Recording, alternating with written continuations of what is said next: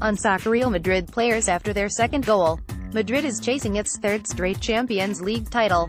CreditOscar Del Pozo, Agence France-Presse, Getty ImagesMADRID. At the end, Sven Ulreich sat on his haunches, the steep stands of the Santiago Bernabéu looming over him, alone. One by one, his Bayern Munich teammates lifted themselves off the ground, out of their reveries and regrets, caught their breath, and sought him out to offer condolences and hugs. As he walked toward the sideline, the club's coaching staff greeted him warmly, leaning in close to bellow a few words of encouragement, trying to make themselves heard above a noise so loud it buzzed and hummed. It was the sound of a swarm, as Real Madrid's fans celebrated a 2-2 draw that gave them passage to yet another Champions League final, that annual fixture on their calendar. When Ulreich reached the dressing room, his teammates and coaches did what they could to lift his spirits. They reminded him that he had had a fine season since being drafted in as Bayern's goalkeeper when Manuel Neuer, the usual starter, was ruled out for the season, and possibly the World Cup, with an injury. They told him, as players always do, that no individual bore sole responsibility. Bayern had created a host of chances, not just here, but in the first leg of this semi-final back in Munich last week. It created enough to have made what Bayern manager Jupp Heynckes called blackout by Ulreich completely irrelevant. It did not finish those chances, not Robert Lewandowski, not Thomas Muller, not Frank Ribery. Everyone shouldered a portion of the blame.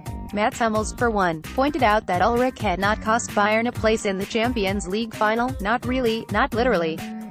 "We still needed a third goal," he said. "Without that, there would still have been extra time. These are not platitudes, it is all absolutely true, and yet none of it, you suspect, will do much good, will provide much solace, not immediately." Ulreich's mistake will live with him for some time yet. It was too public, too high stakes, too ready-made for a GIF format to evaporate quickly. James Rodriguez, a midfielder on loan from Real Madrid, gave Bayern Munich a lifeline with its second goal.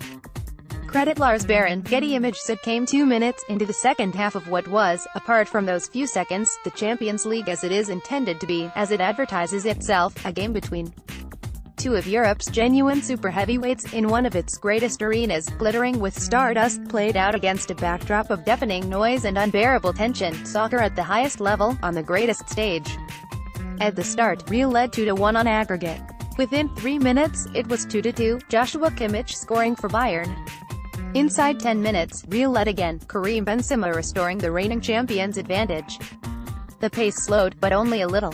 Both teams seemed to cast caution aside, as has been the theme of this competition this season, once characterized by ducking and dancing and jabbing. These games now are opportunities to throw haymakers, seeking a spectacular and emphatic knockout.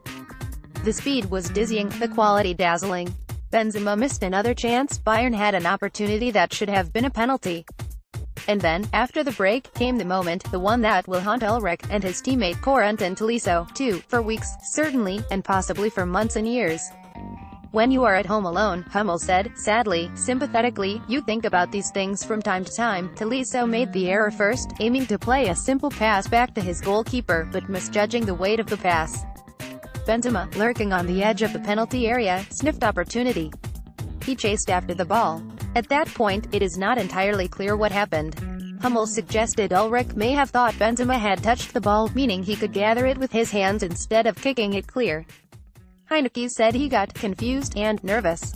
"It is a terrible thing for a player to live through," he said.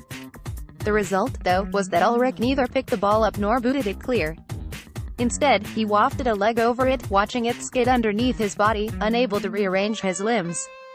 Benzema, doubtless surprised, wandered through, tapped home, and celebrated as though it was the greatest goal of his career. Bayern drew level again, through James Rodriguez, to return the game to its customary knife edge, but the damage was done by Ulreich here, and by Rafinha in Munich. Real's second goal there came from a Bayern mistake, too. The third goal, the one that would have taken Bayern through, that would have atoned, did not arrive. As time went on, it looked less, not more, likely to come. "It's on us tonight," said Hummels. "If you have the chances we had, you have to get to the final." Even Real seemed to acquiesce to that logic. Toni Kroos, the Real midfielder, accepted that Bayern had been the superior team over 180 minutes. "Real was simply more effective," he said. "That is certainly true, and it is by no means a criticism, but it makes it hard, precisely, to know how Real's potential opponents in Kiev on May 26, Liverpool and AS Roma, will view their rival." effective, without question, worthy of respect, on the cusp of winning a third Champions League in 3 years, goes without saying. But other than that, this team remains something of a Rorschach test. Is it a team that has now been outplayed in consecutive home games by Juventus and Bayern Munich, or is it a team that knows exactly what, and how much, it needs to do to win? Is it a team that has ridden its luck to get this far, or is that luck a byproduct of its quality? Is it a fearsome attack, or a fragile defense, a team that managed to shut down a forward as gifted as Lewandowski for 2 games, or is it a team that afforded him countless chances to expose its flaws? Is it blessed in this competition, or is it a trick of the light? Is it all of them, or none of them? Roma and Liverpool will have had emissaries at the Bernabéu, watching, assessing, analyzing, just in case. They will have seen enough, over 96 minutes, to give them some cautious hope. At the end, though, they will have noted the result, a tie of the highest quality decided by 2 moments of low farce, with a tinge of dread. Real Madrid, celebrating a place in the Champions League final, once again, and its opponents, sprawled on the floor, wondering how it got there.